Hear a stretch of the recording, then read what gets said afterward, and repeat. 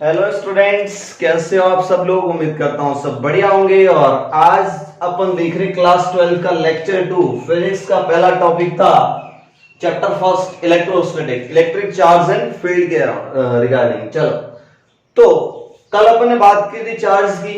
Charge क्या होता है, चार्जिंग करने के तरीके कितने होते हैं, चार्ज की प्रॉपर्टीज क्या होती है। तीन प्रॉपर्टीज याद रखना, क्वांटाइजेशन ऑफ चार्ज, Q बराबर प्लस माइनस एनी, दूसरा था कंजर्वेशन ऑफ चार्ज, तीसरा था एडिटिविटी ऑफ चार्ज। ये तीन प्रॉपर्टी बोर्ड में पूछी जाती है, सो याद रखना।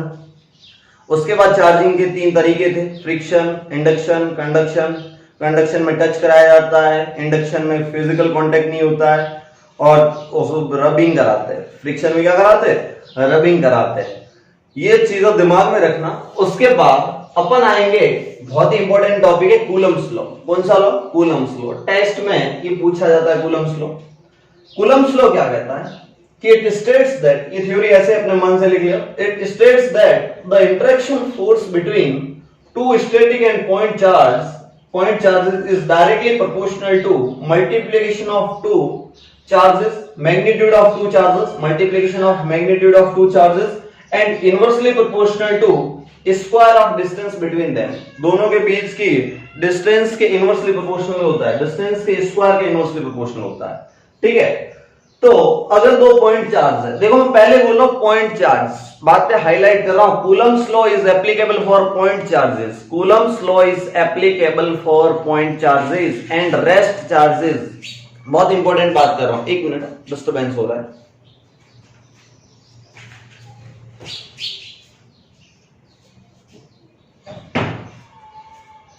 चिड़िया अंदर आ गए थे, ठीक है, कोई नहीं, उसको भी फिजिक्स पढ़नी थी। इतना अच्छा टीचर फिजिक्स पढ़ा रहा हूं, चिड़िया सोच रही थी हम भी पढ़ लेते। चलो, F इक्वल टू क्या लिखा मैंने कि हाँ F proportional to Q1 Q2। देखो दो चार्ज का मैग्नीट्यूड का मल्टीप्लिकेशन के प्रोपोर्शनल है और inversely proportional to R square. देखो inversely proportional to R square. और फोर्स इक्वल टू क्या आया, एक इलेक्ट्रोस्टैटिक कांस्टेंट आया, प्रोपोर्शनलिटी साइन को हटाने के लिए कांस्टेंट लिया और उस कांस्टेंट को बोला इलेक्ट्रोस्टैटिक कांस्टेंट। और एयर के लिए या वैक्यूम के लिए K की वैल्यू होती है 9 इंटू 10 की power 9 newton metre square upon coulomb square. तो ये कूलम्स लॉ के बारे में आपको हल्का फुल्का आइडिया हो गया। फिर से स्टार मार के दो पॉइंट लिखना, it is applicable, it is applicable for point charges. कैसे चार्जेस के लिए एप्लीकेबल है, पॉइंट चार्जेस के लिए। दूसरा स्टार लिखना, it is also point charges and rest charges. एक ही पॉइंट में लिख लो, point charges and rest charges. Charge कैसा होना चाहिए, पॉइंट और रुका हुआ होना चाहिए। बहुत बढ़िया। तो फटाक से कूलम लॉ को डिटेल में लिख सकते हो आप ऐसे थ्योरी बना के, तो बोर्ड में पूरे मार्क्स मिल जाएंगे। फोर्स कैसी क्वांटिटी है, ये तो मैंने मैग्नीट्यूड लिखा है, ये मैंने क्या लिखा है, मैग्नीट्यूड। सर फोर्स तो वेक्टर क्वांटिटी है, तो फोर्स की डायरेक्शन होगी। एक मिनट हो, फटाक से नोट कर लो, पोज करके स्क्रीनशॉट ले लो या नोट कर लो, फटाक से नोट करो। बात कर रहा था मैं फोर्स वेक्टर क्वांटिटी। कैसी क्वांटिटी है, वेक्टर क्वांटिटी। सर डायरेक्शन बताओ। देखो ये वाला फोर्स इस चार्ज पे, यहां पे फोर्स किधर लगेगा, इस Q2 की वजह से इधर के डायरेक्शन में लगेगा और इस Q1 की वजह से इस डायरेक्शन में लगेगा। अच्छा, मतलब दो चार्ज को ज्वाइन करने वाली लाइन के अलोंग लगता है, यानी कि ये सेंट्रल फोर्स है, दोनों के सेंटर। और पॉइंट चार्जेस है, रेस्ट चार्जेस है। मतलब इस फोर्स के बारे में कुछ पॉइंट लिखेंगे, फटाक से नोट कर लिया होगा। फटाक से मैं कुछ पॉइंट लिख रहा हूं। कूलम फोर्स कैसा है, सेंट्रल फोर्स। कैसा फोर्स है, सेंट्रल फोर्स। कैसा फोर्स है, सेंट्रल फोर्स। दूसरा मैं लिख के बता देता हूं, कंजर्वेटिव फोर्स। इलेक्ट्रोस्टैटिक फोर्स कैसा फोर्स है, कंजर्वेटिव फोर्स। कैसा फोर्स है, कंजर्वेटिव फोर्स है। सेंट्रल फोर्स में आप लिख सकते हो x along line joining of two charges, x along line joining of two charges, इसमें लिख सकते हो सेंट्रल फोर्स क्यों बोला। कंजर्वेटिव फोर्स, कंजर्वेटिव फोर्स उन फोर्सेस को बोला जाता है जिनका वर्क डन पाथ पे डिपेंड ना करे, जैसे कि gravitational force. Example gravitational force, gravitational force. और कोई एग्जांपल याद है? Spring force. और कोई फोर्स याद है? ये इलेक्ट्रोस्टैटिक फोर्स। तो ये है कंजर्वेटिव फोर्स। कंजर्वेटिव वो फोर्सेस होते हैं जिनका work done independent of path, independent, work done is independent of path, independent of path, मतलब जिसका वर्क डन पाथ पे डिपेंड ना करे, ऐसे forces conservative force, only initial and final position पे डिपेंड करे। बहुत बढ़िया। कंजर्वेटिव फोर्सेस होता है ना, उन्हीं के लिए पोटेंशियल एनर्जी लिखी जाती है। बहुत बड़ी बात बोल रहा हूं, ये तो सब जगह पे जाता है, पर एक अच्छी बात बोल रहा हूं।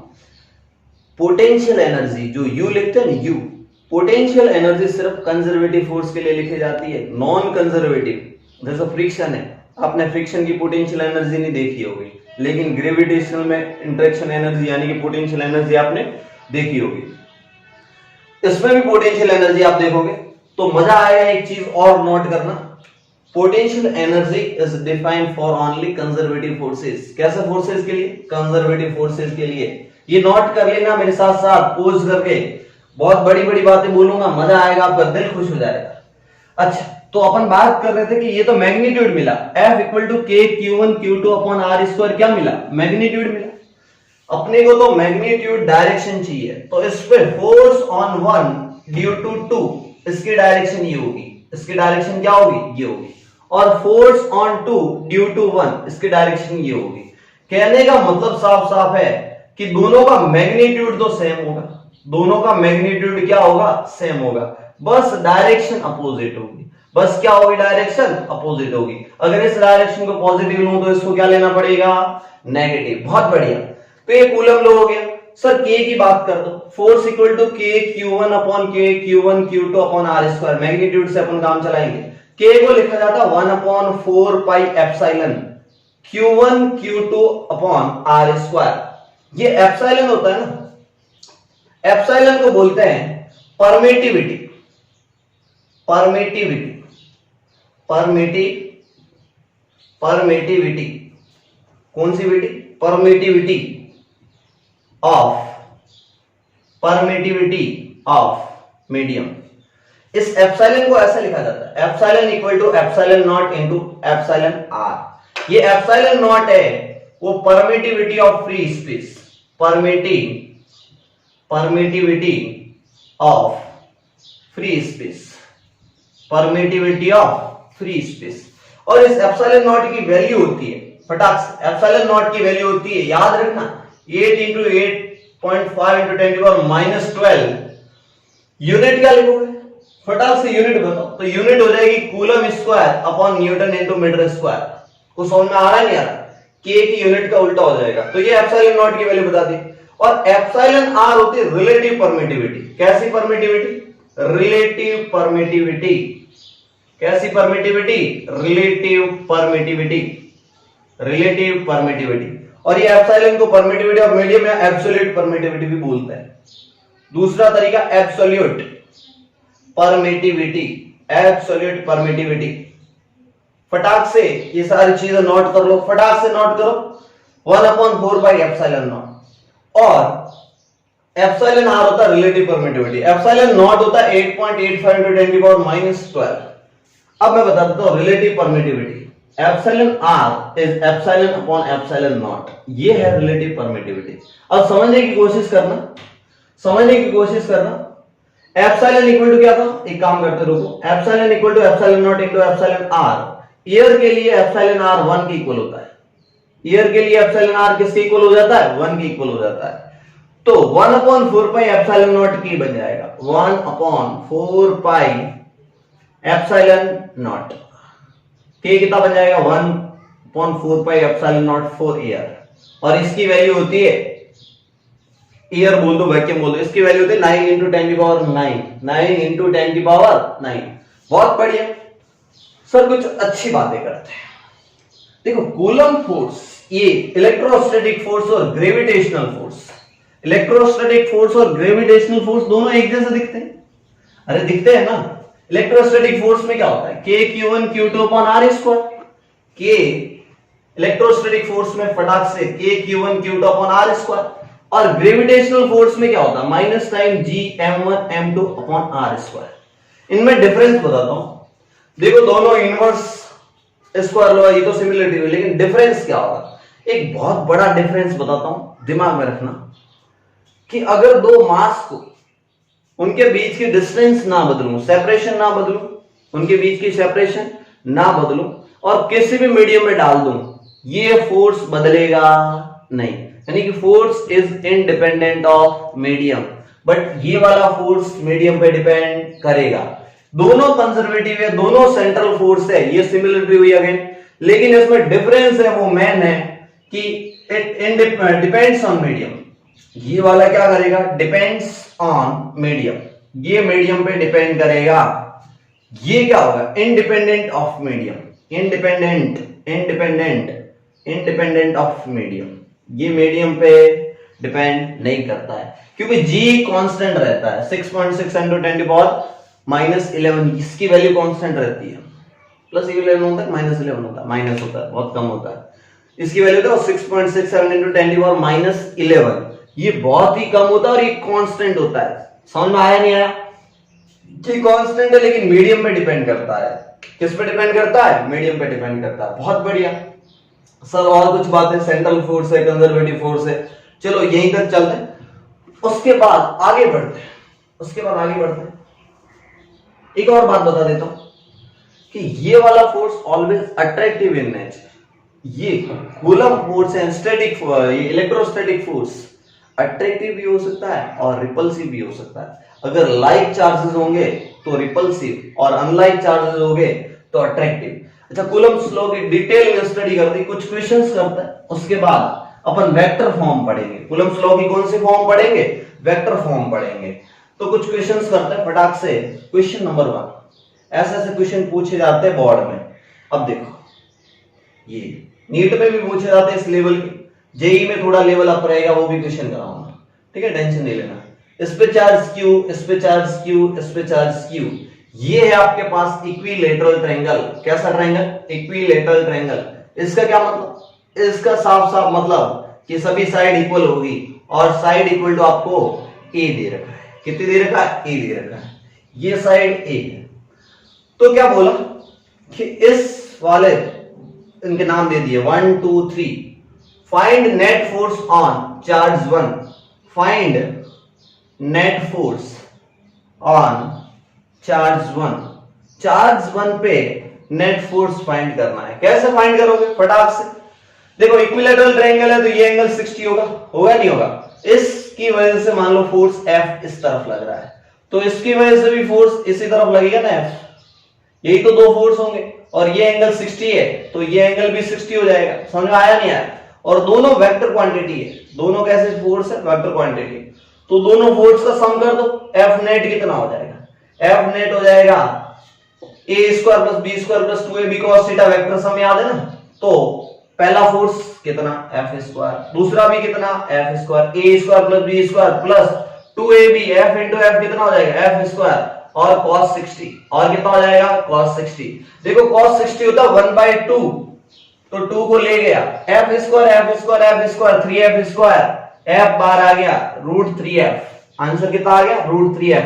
अब F की वैल्यू लिख दो, F क्या होगा, F की वैल्यू क्या होगी, Q सभी का मैग्नीट्यूड सेम है, तो KQ² अपॉन A², तो फटाक से आंसर लिख लो √3KQ² अपॉन A²। क्या आपको समझ में आया नहीं आया, ऐसा बहुत ही इजी क्वेश्चन होता है, नॉर्मल क्वेश्चन होते हैं जो बोर्ड में पूछे जाते हैं। नेट फोर्स, अब कभी कभी ऐसा भी पूछा जाता है कि अगर सेंटर पे कोई चार्ज हो, सेंटर पे कोई Q0 चार्ज हो, तो उस पे नेट फोर्स कितना हो जाएगा, तो आप कोशिश करना सॉल्व करने की, हो जाएगा 0 आएगा। कितना आएगा, 0 आएगा। क्यों आएगा, अभी आगे बताता हूं, आगे बढ़ो फटाक से। सेकंड क्वेश्चन बहुत इजी क्वेश्चन है, बहुत इजी क्वेश्चन, सारे बच्चे फटाक से देखते ही सॉल्व कर देंगे।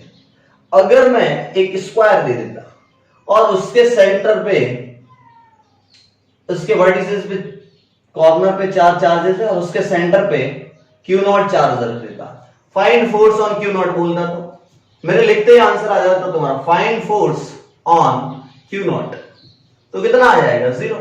Find force on net force की बात कर रहा हूं, find net force on q not, कितना हो जाएगा 0। क्यों? क्योंकि इस वाले की वजह से इधर फोर्स लगेगा, इस वाले की वजह से इधर फोर्स लगेगा, इस वाले की वजह से इधर लगेगा और इस वाले की वजह से इधर लगेगा, तो नेट फोर्स 0 हो जाएगा, सभी चार्जेस इक्वल है। अगर मैं, अब सुनना मेरा सवाल, नेक्स्ट क्वेश्चन यही बना देता हूं, अगर मैं इसको नेगेटिव कर देता तो नेट फोर्स की डायरेक्शन बताओ, तो नेट फोर्स की क्या बताओ, डायरेक्शन बताओ। देखो नेट फोर्स की डायरेक्शन क्या हो जाएगी, इस माइनस क्यू की वजह से इसकी तरफ लगेगा, क्यू नॉट चार्ज रखा होगा, इस प्लस क्यू की वजह से इधर लगेगा, ये दोनों आपस में कैंसिल कर देंगे, ये दोनों आपस में क्या कर देंगे, कैंसिल कर देंगे। लेकिन नेट फोर्स की डायरेक्शन, इसका नाम 1 2 दे दूं तो 2 की तरफ होगी, नेट फोर्स की डायरेक्शन क्या होगी, 2 की तरफ। अगर मैं इसको भी नेगेटिव कर देता, देखो क्वेश्चन बना सकता हूं, बहुत सारे लाखों करोड़ों क्वेश्चन है, बस आपको कॉन्सेप्ट आना चाहिए। अगर इसको नेगेटिव कर दूं तो दोनों फोर्स इस तरफ ऐड हो जाएंगे, तो दोनों फोर्स इस तरफ ऐड हो जाएंगे तो डायरेक्शन इस तरफ आएगी, नेट फोर्स की डायरेक्शन किधर आ जाएगी, नीचे की तरफ आ जाएगी। तो ये चीजें दिमाग में रखना। अब अच्छे क्वेश्चन कराता हूं, अब लेवल बनाता हूं जेई का, अब जेई और नीट का लेवल बता रहा है। Next question, question number 3। Question number 3 क्या बोल रहा है कि आपके पास एक पेंटागन दे रखा है, क्या दे रखा है, पेंटागन, रेगुलर पेंटागन। कैसा pentagon, regular pentagon, regular pentagon. उससे पहले एक क्वेश्चन इजी करा देता हूं, मजा आएगा उसमें। देखो ये हेक्सागन है, ये क्या है, साइक्लोहेक्सागन। कौन सा गन, ये देखो हेक्सागन है, रेगुलर हेक्सागन है, ठीक है, साइक्लोहेक्सेन नहीं है। अब सुनो, अब समझो कि सभी वर्टिसेस पे क्यू चार्ज रखती है, कितना चार्ज रख दिया, क्यू चार्ज रख दिया। समझने की कोशिश करना फटाक से, क्यू चार्ज रख दिया, तो इसके सेंटर पे, इसके सेंटर पे नेट फोर्स कितना होगा। अगर मैं इस सेंटर पे क्यू नॉट चार्ज रख दूं तो नेट फोर्स कितना हो जाएगा, 0 हो जाएगा। अगर मैं इस वाले पॉइंट के चार्ज को हटा दूं, इस क्यू चार्ज को क्या कर दिया हमने, रिमूव कर दिया, तो अब क्या होगा, इसकी और इसकी वजह से कैंसिल हो जाएगा, इसकी और इसकी वजह से कैंसिल हो जाएगा, नेट फोर्स सिर्फ इस डायरेक्शन में आएगा। नेट फोर्स किस डायरेक्शन में आएगा, इस डायरेक्शन में आ गया। तो एक चीज दिमाग में रखनी है कि कोई भी, अब देखो इक्विलेटरल ट्रायंगल होता है, तो फटाक से ट्रायंगल देख लो, ये इसकी वजह से सेंटर पे क्यू नॉट चार्ज, अगर इक्वल चार्ज दे दो, वर्टिसेस पे कैसे चार्ज दे दो, इक्वल चार्ज दे दो, तो इसमें भी नेट फोर्स 0 आएगा। क्यों, क्योंकि 3 फोर्सेस है वो 120 डिग्री के एंगल पे, तो नेट फोर्स 0 हो जाएगा। नेट फोर्स कितना हो जाएगा, 0 हो जाएगा। नेट फोर्स कितना हो जाएगा, 0 हो जाएगा। इसी कॉन्सेप्ट को आप एक कॉपी के ऊपर लिखो, कॉपी के ऊपर स्टार मार के लिखो कि force on centre of regular, कोई भी regular polygon, the value of force on centre of regular polygon is equal to 0। कितनी होगी, रेगुलर पॉलीगन के सेंटर पे फोर्स की वैल्यू कितनी होगी, रेगुलर पॉलीगन, कोई भी रेगुलर पॉलीगन के सेंटर पे फोर्स कितने होगा, 0 होगा। फोर्स कितना होगा, 0 होगा। अगर सारे चार्जेस प्रेजेंट हो, वर्टिसेस पे सारे चार्जेस क्या हो, प्रेजेंट हो, तो इस वाले सेंटर पे नेट फोर्स कितना हो जाएगा, 0 हो जाएगा। अच्छा, तो अब आईआईटी का क्वेश्चन सुनना जो अब नीट में पूछा जा सकता है। अब देखो इस पे क्यू चार्ज, इस पे क्यू चार्ज, इस पे क्यू चार्ज, अच्छा क्वेश्चन है, इस पे क्यू चार्ज, और ये साइड ए के इक्वल दे रखी है। साइड किसके इक्वल दे रखी है, ए के इक्वल दे रखी है। बहुत बढ़िया, यहां पे कोई चार्ज नहीं है और सेंटर पे क्यू नॉट चार्ज है। बोला find net force, find net force, कैसा force, find net force on q naught. Q naught पे नेट फोर्स कितना होगा, क्यू नॉट पे नेट फोर्स कितना होगा। कई बच्चों ने सोचा सर इस बार क्या करें, डायरेक्शन तो बहुत गंदी आ रही है, सर हम कैसे सॉल्व करें। मैंने बोला इसको सॉल्व करने के बहुत ही खतरनाक तरीका। बोले कैसे, मैंने बोला ये वाले लाइन यूज करो, रेगुलर पॉलीगन के सेंटर पे नेट फोर्स 0 होगा, लेकिन सर यहाँ पे तो चार्ज है ही। मैंने बोला थोड़ी देर के लिए अपने मन से मान ले चार्ज क्यू, तो अब इस पे नेट फोर्स कितना हो जाना चाहिए, 0। अच्छा यूं समझो, इन सबको दबा दो, इन सबको रोक दो थोड़ी देर लिए, इसकी वजह से नेट फोर्स कितना आएगा, इसकी वजह से नीचे की तरफ आएगा, इसकी वजह से नीचे की तरफ नेट फोर्स आएगा, और उस फोर्स की वैल्यू सिंपली हो जाएगी k q into q naught upon a square, k q naught upon a square. इसी फोर्स ने तो सारे फोर्स को बैलेंस करके 0 किया है ना, मतलब सेंटर पे अगर ये चार्ज नहीं होता तो अपोजिट डायरेक्शन में इतना ही फोर्स होता, क्या समझ में आया नहीं आया? तो आपके सामने आंसर आ गया।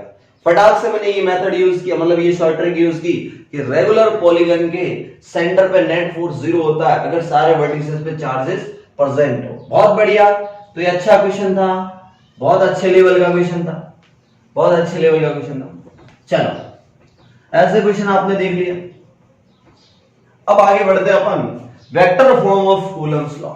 ये बोर्ड में अगेन पूछा जाता है, vector form of Coulomb's law, ये पूछा जाता है vector form of Coulomb's, vector form of Coulomb's law. Coulomb's law की वेक्टर फॉर्म बताओ। तो कूलम्स लॉ की वेक्टर फॉर्म क्या होगी? सर वेक्टर फॉर्म की जरूरत क्या पड़ी? सर वेक्टर फॉर्म की जरूरत क्या पड़ी? इसकी जरूरत समझ में आएगी तभी तो पढ़ने में मजा आएगा। अगर मैं बोलूं तुमको कि अगर आपके पास क्यूब है, क्या है? क्यूब, ऐसा क्यूब दे रखा है आपको, बढ़िया मस्त, आपको एक क्यूब दे रखा है ऐसा, और उसके सारे वर्टिसेस पे 1 2 3 ऐसे नाम लिख लिया, 1 2 3 4 5 6 7 8।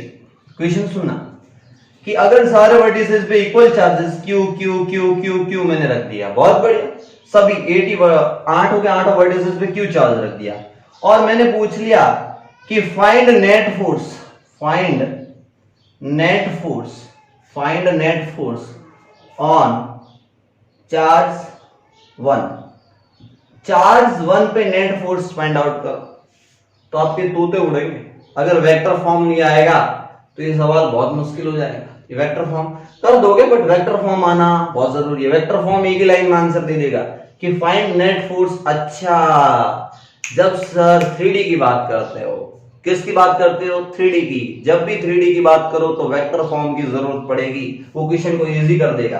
तो क्या होती है वेक्टर फॉर्म, समझने की कोशिश करना। ये बोर्ड में ऐसे लिखना है आपको। ये मान लो दो चार्जेस है, एक Q1 चार्ज है और दूसरा Q2 चार्ज है, ठीक है? समझने की कोशिश करना। अगर ये Q1 यहां से पोजीशन वेक्टर R1 गिवन है, पोजीशन वेक्टर कितना गिवन है? R1, और यहां से पोजीशन वेक्टर आपको R2 गिवन है। कितना गिवन है? R2 गिवन है।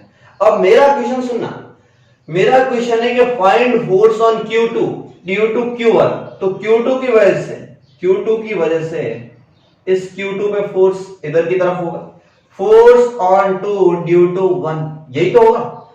सर मैग्नीट्यूड लिखना, मान लो दोनों के बीच की डिस्टेंस r है, मान लो दोनों के बीच की डिस्टेंस कितनी है? r है। समझने की कोशिश करना, इसको मैं वेक्टर बना देता हूं, r है।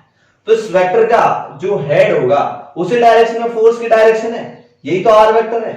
और अकॉर्डिंग टू वेक्टर लॉ, आपको वेक्टर लॉ याद है कि दो पूंछ पकड़ लो, पूंछ का मतलब टेल, दो टेल पकड़ लो, चलो ये R2 के इक्वल होगा R1 प्लस R। ओहो सर, एक चीज तो समझ में आ गई, वेक्टर हमने पढ़ रखा है R2 equal to R1 plus R, yes और नो। तो यहां से R की वैल्यू कितनी आ जाएगी? R की वैल्यू आ जाएगी R2 minus R1, equation number 1। क्या यहां तक सबको क्लियर है? Sir force on 2 due to 1 क्या लिखोगे? सर मैग्नीट्यूड तो सीधा पूछे तो K Q1 Q2 upon R vector का मैग्नीट्यूड का स्क्वायर। पर सर ये तो फोर्स है, वेक्टर फॉर्म लिखनी पड़ेगी, इसका मतलब डायरेक्शन मैटर करेगी, मतलब सर आर कैप। क्या लिखोगे? R cap. ओहो, आर कैप लिख लिया।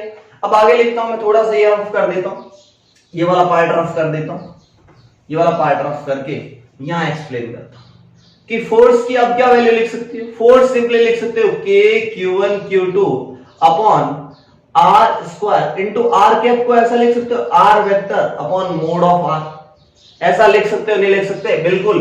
यूनिट वेक्टर क्या होता है? R vector upon mod of R, यही तो होता है। कुछ समझ में आया नहीं आया? बहुत बढ़िया, सबको समझ में आ गया होगा ये चीज। तो फटाक से फोर्स ऑन 2 ड्यू टू 1। अच्छा, तो मैंने ऐसा लिख लूं, force on 2 due to 1 is K Q1 Q2 R vector upon mod of R का क्यूब। ऐसा लिखा जा सकता है? नहीं लिखा जा सकता है? और आर वेक्टर का मोड ये रहा। अच्छा, तो फोर्स की वैल्यू, सिंपल सा फॉर्मूला आ गया फोर्स का, force on 2 due to 1 is K Q1 Q2 upon R2 minus R1 के मोड का whole cube into R2 vector minus R1 vector. क्या सबको समझ में आया नहीं आया? अगेन इंपॉर्टेंट फॉर्मूला है, सबको नोट कर लेना है। ये प्रूफ पूछा जाता है बोर्ड में, ये प्रूफ बोर्ड में पूछा जाता है। फटाक से सारे बच्चे नोट कर लो, सारे बच्चे नोट कर लो, बढ़िया, अच्छे से, ठीक है। तो ये वेक्टर फॉर्म, कौन सी फॉर्म? Vector form. थोड़ा थ्योरी लिखते रहना, फोर्स ऑन टू ऐसे लिख लेना है लाइन में, force on two due to charge Q1, ऐसे ये सब लिखते रहना। अब देखो, अब क्वेश्चन पे आते हैं आगे फटाक से। जब तक क्वेश्चन नहीं करोगे, सर अब तक क्वेश्चन क्यों चिल्लाते रहते हो? जब तक क्वेश्चन नहीं करोगे कॉन्सेप्ट क्लियर नहीं होगा। वो वाला क्लियर नहीं, बिल्कुल ही क्लियर, क्लियरिटी आनी चाहिए। अच्छा, तो क्वेश्चन करते हैं। क्वेश्चन फर्स्ट, जो पहले क्वेश्चन पूछा था वही कर देते हैं। अब देखो ये वाला, एक होमवर्क दूंगा, एक मैं करा देता हूं। ये वाला मैं करा देता हूं, अगला तुम होमवर्क ले जाना। ये आपका क्यूब है, थोड़ा बड़ा क्यूब बनाते हैं, मजा आएगा। थोड़ा बड़ा क्यूब बनाते हैं।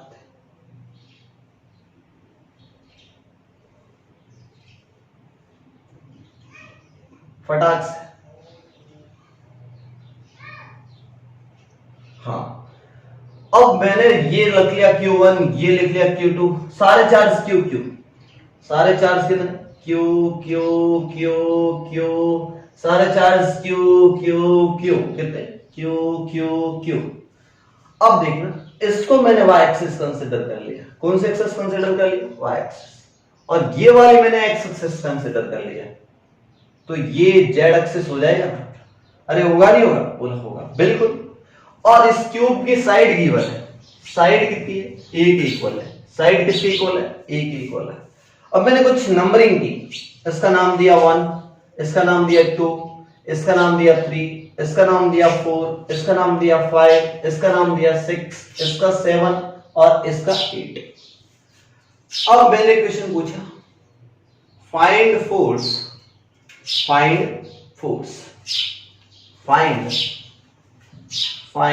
नेट फोर्स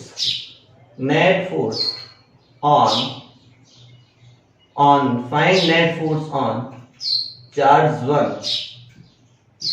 1 पे नेट फोर्स कितना होगा? देखो समझने की कोशिश करो। 1 पे 2 की वजह से इधर की तरफ होगा, 3 की वजह से कुछ ऐसे होगा, 4 की वजह से कुछ ऐसे होगा, 5 की वजह से ऐसे होगा, 6 की वजह से ऐसे होगा। सर क्वेश्चन टफ हो रहा है। सर क्वेश्चन क्या हो रहा है? टफ हो रहा है। देखो आप डायरेक्शन देख रहे हो, क्वेश्चन सर टफ हो रहा है। सर 3D में आ गए, मैंने बोला चलो आसान बनाते। क्या बनाते? आसान। कैसे बनाओगे आसान, समझने की कोशिश करना। मैं जो लिख रहा हूं फटाक से आप समझ दे जाना उस चीज को। ये मैं क्वेश्चन थोड़ा सा बोर्ड मिल जाए, मेरे को बस जगह मिलनी चाहिए। मैं क्या ऐसा लिख सकता हूं, फोर्स ऑन 1, तो force on 1 due to 2, net force की बात कर रहा हूं, नेट फोर्स की, plus force on 1 due to 3, force on 1 due to 4, plus force on 1 due to 5, plus force on 1 due to 6, plus force on 1 due to 7, plus force on 1 due to 8। 7 forces का add होता है, और इस force के addition को superposition principle भी बोलते हैं। सुपरपोजिशन प्रिंसिपल का मतलब सिंपली ऐड कर देना। मैंने 11th में आपको पढ़ाया था कि एसएसएम में सुपरपोजिशन क्या होता है। अगर नहीं पढ़ाया तो अभी बता देता हूं, सुपरपोजिशन कुछ नहीं होता, सारे फोर्सेस का एडिशन, वेक्टर एडिशन सुपरपोजिशन कहलाता है। सुपरपोजिशन का मतलब वेक्टर एडिशन, यूं समझो। अच्छा, तो नेट फोर्स 1 पे 2 की वजह से। सर एक काम करते हैं, ये जब 3D में दे रखा था, इसको मैं 0,0,0 लिख सकता हूं। मैंने बोला बिल्कुल सही बोल रहा है सर। ये वाला x एक्सिस पे है, तो इस 2 के कोऑर्डिनेट सर x एक्सिस पे a होगा और बाकी दोनों 0, 0 होंगे। मैंने बोला बिल्कुल सही बात। सर इस 3 के बताओ। मैंने बोला 3 के देखो, इस x पे a है और z पे भी a है, तो इसके मैं लिख सकता हूं a0a। इसके बताओ, तो सर ये z पे है तो x और दोनों y 0, 0 और z हो जाएगा a। ओहो, अब सर इस पे बताओ 5 पे। मैंने बोला देखो 5z और y पे दिख रहा है, x पे नहीं है, इसका मतलब क्या? 0 a a। यस और नो? बोला यस। अब 6 पे बताओ। 6 पे क्या होगा, फटाक से समझने की कोशिश करना। 6 पे क्या हो जाएगा कोऑर्डिनेट, 6 पे हो जाएगा x भी a, y भी a और z भी a। अच्छा 7 पे बात करो तो 7 पे x आएगा और y आएगा, तो a,a,0 क्योंकि x y प्लेन में 7। और 8 के बताओ तो 0,a,0 क्यों, क्योंकि y एक्सिस पे तो सिर्फ y एक्सिस का a आएगा, बाकी तो x और z कितना है 0 0। कुछ समझ में आया नहीं आया, कोऑर्डिनेट लिख लिया। सर कोऑर्डिनेट क्यों लिख रहे हो, वेक्टर लिखने के लिए। क्या लिखने के लिए, वेक्टर फॉर्म लिखने के लिए। अच्छा तो फोर्स ऑन नेट फोर्स कितना लिखोगे, 1 ड्यू टू 2 क्या लिखोगे, k q स्क्वायर, दोनों k q1 q2 upon mod of r का क्यूब। 1 और 2 के बीच में वेक्टर क्या है a। अरे कुछ समझ में आ रहा है नहीं आ रहा, इसकी वजह से इस तरफ आ रहा है ना, कुछ समझ में आया नहीं आया, इस 1 पे पूछ रहा हूं तो इसकी वजह से x2 माइनस x1, देखो इसका head force on 1 due to 2, direction क्या होगी ये वाले, तो ये वेक्टर लिखना हो तो 0 माइनस a, 0 माइनस a यानी कि माइनस a i कैप। कौन सा cap, i cap. i cap क्यों लिखा, क्योंकि इस डायरेक्शन में माइनस समझ में आया, दिस माइनस दिस, और 0 माइनस 0 वो तो j कैप 0 ही हो जाना, अपॉन a का क्यूब, a का क्या क्यूब, प्लस अब दूसरे की वजह से लिख रहा हूं समझ जाना, 3 की वजह से। अब देखो 3 कहां है, ये रहा, इसकी वजह से क्या लिखूंगा 0 माइनस 3 की वजह से इस डायरेक्शन में वेक्टर आएगा तो 0 माइनस a i कैप, ये तो सेम रहेगा k Q square divide by a cube, 0 minus a i cap. उसके बाद क्या आएगा 0 माइनस 0 j कैप, फिर उसके बाद क्या आएगा 0 minus a k cap plus 0 minus a k cap. अरे विजिबल है नहीं है, देख के बताओ विजिबल है या नहीं है, नहीं विजिबल है, कोई नहीं, मैं इस चीज को हटा के यहां लिख लेता हूं। वो वाला फोर्स हो जाएगा k Q square upon a cube minus a i cap minus a k cap, यही तो होगा। अच्छा उसके बाद बहुत बड़ा क्वेश्चन हो रहा है, टेंशन मत लो, बहुत आसान है। 4 की वजह से बताओ, देखो 0 माइनस 0, 0 माइनस 0 और 0 माइनस a, ओहो तो हो जाएगा 4 की वजह से k Q square upon a cube, तो माइनस a k कैप। कुछ समझ में आया नहीं आया, बहुत बढ़िया। अब 5 की वजह से लिखो, 5 की वजह से लिखते समझ में आना चाहिए, 0 माइनस 0, 0 हो गया, 0 माइनस a यानी कि माइनस a j कैप, फटाक से k Q square upon a cube minus a j cap minus a k cap. कुछ समझ में आया नहीं आया, तो ये फोर्स लिखा 1 2 4, मतलब ये हो गया 2 3 4 5। अब 6 7 8 की वजह से खुद लिख लेना और वेक्टर एडिशन कर लेना सिंपली, यही आपका आंसर होगा।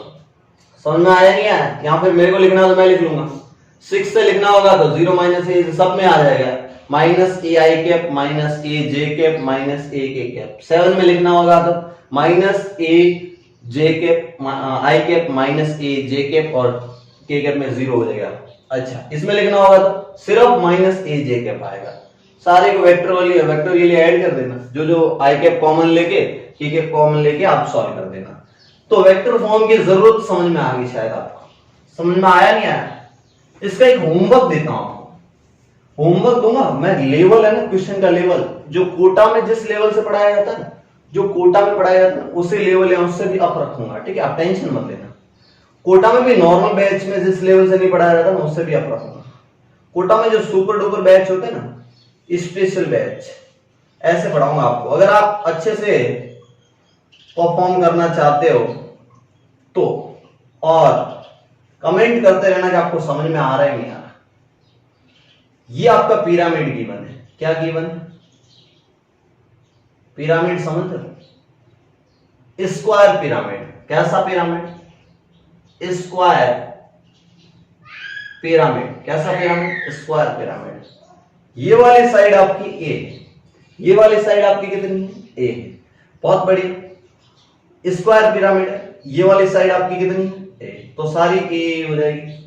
और यहां पे चार्ज क्यू है, यहां पे चार्ज कितना क्यू, क्यू नॉट लिख लो, क्या लिख लिया क्यू नॉट। मेरा क्वेश्चन समझना, और यहां से ये वाली हाइट भी ए है, ये वाली हाइट भी कितनी है ए। समझने की कोशिश कर, ये वाली हाइट भी कितनी मैंने ले ली ए ले ली, बहुत बढ़िया। ये वाली हाइट भी मैंने कितनी ले ली ए ले ली। Find net force, find net force on q naught, find net force on q naught. आप सोच रहे होंगे ये क्वेश्चन आसान होगा, अगर आपको वेक्टर फॉर्म याद है तो ही कर सकते हो। इसको आप ऐसे ट्रीट कर सकते हो, ये नीचे स्क्वायर प्लेट दिख रही है ऐसे स्क्वायर, ये कॉर्नर देख लो, उसके कॉर्नर पे चार्ज रख दो और उसके ए हाइट पे, उसके सेंटर से ए हाइट पे एक चार्ज है। आप ऐसे दिमाग में विजुअलाइजेशन करो, फिजिक्स क्या है आप कितना अच्छे से विजुअलाइज कर पा रहे हो। अच्छा, तो मैं इस फ्रेम को ऐसे बना सकता हूं, आप समझने की कोशिश करना। इस फ्रेम को मैं ऐसे ऐसे बना सकता हूं और दूसरा वाला चार्ज सेंटर से सामने की तरफ रख सकता हूं। अच्छा, और इसके सेंटर को 0,0,0 लिख सकता हूं। यस, ऊपर वाले की एक्स एक्सिस, आपके सामने वाली को वाई एक्सिस और किसी एक को जेड एक्सिस। ऐसे करके इस क्वेश्चन को फोड़ा जा सकता है, ऐसे करके इस क्वेश्चन को क्या किया जा सकता है, फोड़ा जा सकता है। इसका एक दूसरा तरीका भी है, अगर आप समझने की कोशिश करना, मैं आपको विजुअलाइज करा दूंगा, अगर आप कर पाते हो अच्छे से तो आप समझने की कोशिश करना। अगर मैंने इस फ्रेम को ऐसे उठा लिया और यहां पे कोई चार्जेस है जो जिसमें फोर्स निकालना है, ठीक है, तो इसमें फोर्स कुछ ऐसा होगा, समझने की कोशिश करना। ये वाला फोर्स, चारों फोर्सेस ऐसे होंगे। आप इसको ऐसे में समझना, 3D में समझना, डायरेक्शन कुछ कैसे होगी आप समझने की कोशिश करना। मैं कुछ हाथ की डायरेक्शन बताता हूं। ये है स्क्वायर फ्रेम, इसके कॉर्नर पे है चार्जेस, आपके सामने एक चार्ज रखा हुआ है इसके सेंटर से, तो इस वाले की वजह से यूं होगा, ऊपर वाले की वजह से यूं होगा। कुछ समझ में आ रहा नहीं आ रहा? नीचे वाले की वजह से यूं होगा और इसकी वजह से यूं होगा। कुछ चार फोर्सेस दिख रहे होंगे, चारों का मैग्नीट्यूड इक्वल होगा, बस डायरेक्शन का गेम है। किसका गेम है? डायरेक्शन का गेम है। वेक्टर से कर देना, बहुत मजा आएगा। वेक्टर से कर देना इसको, बहुत मजा आएगा। फटाक से आगे बढ़ो, चलो वेक्टर से कर देना, मजा आएगा। अगर नहीं हो रहा है टेंशन मत ले, वेक्टर फॉर्म को अप्लाई करे, कोऑर्डिनेट लिखे, मजे करे। क्या करे? मजे करे। चलो बढ़ो आगे, चलो आगे बढ़ते हैं। वेक्टर फॉर्म कूलम लॉ की बहुत इंपॉर्टेंट है, फिर से बोल रहा हूं। अब अपन इलेक्ट्रिक फील्ड पे जाएंगे। अब क्वेश्चन तो बहुत सारे होते हैं सर, ओरिजिन पे एक चार्ज 1 कूलम रखा हुआ है, इससे 1 मीटर पे ऐसे एक्स एक्सिस पे 1 मीटर पे 2 मीटर पे 3 मीटर पे ऐसा चार्ज होता है। कुछ नहीं, मैथ्स आनी चाहिए। क्या आनी चाहिए? मैथ्स आनी चाहिए। तो ऐसे क्वेश्चन आप सीट से करते रहना, मैं आपको कुछ मटेरियल प्रोवाइड करवाता रहूंगा। आपको डिस्क्रिप्शन में कुछ मटेरियल दूंगा, उसको आप है ना देखते रहना, क्वेश्चन सॉल्व करते रहना, बाद में मैं डिस्कस करूंगा, ठीक है। तो अपन अगला टॉपिक है वो इलेक्ट्रिक फील्ड, बहुत इंपॉर्टेंट है, वो कोशिश करेंगे कि नेक्स्ट लेक्चर में पढ़े। उससे पहले एक छोटा सा टॉपिक रहेगा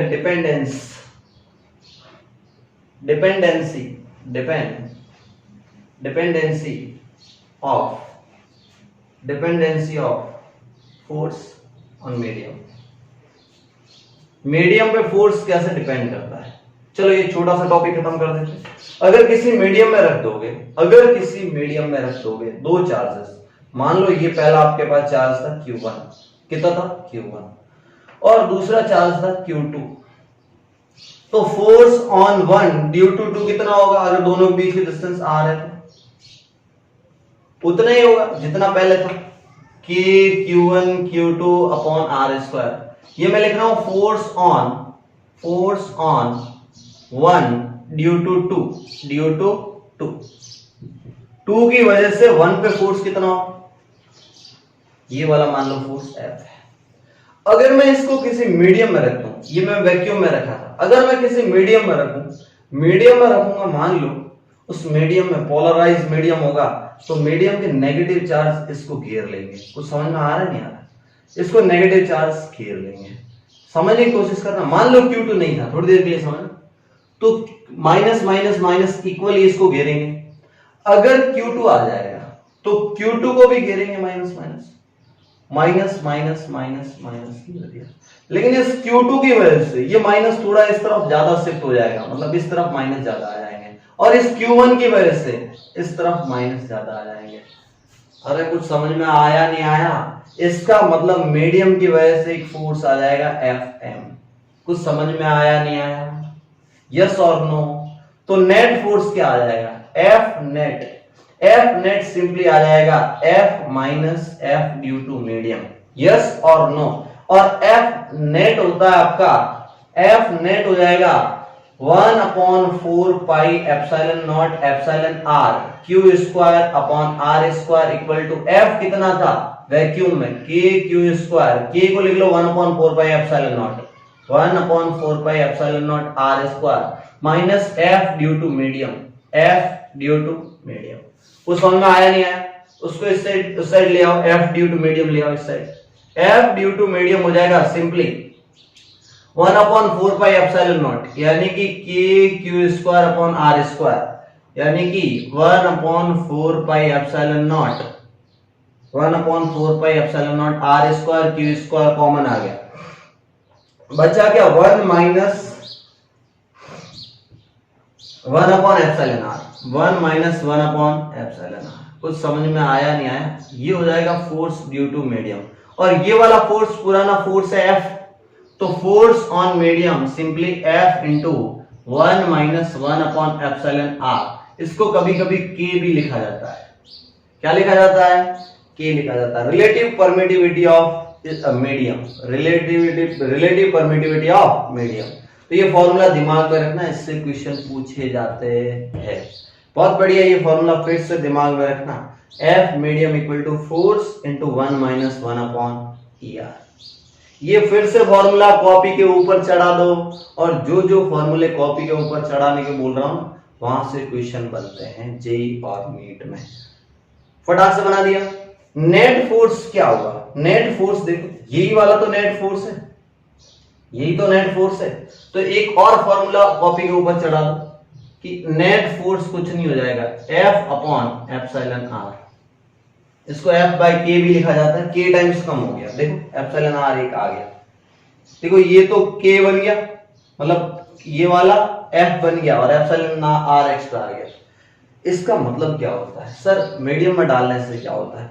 मान लो इसको मैं ना एक्सप्लेन कर रहा हूं एक मजेदार वे में, आप समझना। ये तो आपने लिख लिया, अब इसको ना दिल में उतार रहा हूं, फिजिक्स को दिल में उतारने की कोशिश कर रहा हूं कि मान लो, मजा आएगा देखना। मीडियम में कैसे डिपेंड करता, मजा आएगा। मान लो एयर में फोर्स था, दो चार्जेस Q1 Q2, और दोनों के बीच की डिस्टेंस r, दोनों के बीच की डिस्टेंस कितनी r। वैक्यूम में इस फोर्स की वैल्यू थी मान लो 10 न्यूटन। कितना थी? इसकी वैल्यू रखी, मैंने सॉल्व किया तो मेरे को कितना मिला? 10 न्यूटन। समझना, मजा आएगा, 10 न्यूटन। अब मैंने इसको केरोसिन में डुबो दिया, इस दोनों के सेपरेशन को चेंज नहीं किया, चार्ज को चेंज नहीं किया, उसमें डुबो दिया केरोसिन में। और केरोसिन की रिलेटिव परमिटिविटी आपको दे रखी है 2। कितनी दे रखी है? 2। तो आपने केरोसिन में फोर्स देखा, तो force in kerosene, force in medium simply आपको मिल गया 5 न्यूटन। मतलब कितने टाइम्स आपने कम कर दिया, यही तो होता है फोर्स इन मीडियम। कुछ नहीं, 10/2, 5 न्यूटन आ गया ना। यानी कि force in medium, force in medium net force आ जाएगा F by K times, F by K, या फिर आप इसको F बाय ER भी लिख सकते हैं। कुछ समझ में आया नहीं आया? K टाइम्स कम हो जाता है, फोर्स K टाइम्स क्या हो जाता है? कम हो जाता है। K से कंफ्यूज हो जाओगे इसलिए एप्सिलॉन r लिखो। ये K अलग है और वो वाला K इलेक्ट्रोस्टैटिक था, ये एप्सिलॉन r है। चलो एप्सिलॉन r ही याद रखो, कंफ्यूज मत हो।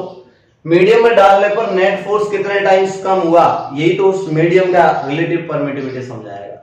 कोशिश करो इस चीज को रिलेट करने की, ये तो याद हो जाएगा आपको। इस चीज को समझने की कोशिश करो। अच्छे से समझ में आ गया? तो यही खत्म करते हैं आज के लेक्चर को, और कल रेडी रहना इलेक्ट्रिक फील्ड के लिए, और कल मैं कुछ क्वेश्चन कराऊंगा अच्छे। लाइक ठोकना भूलना मत, ठीक है?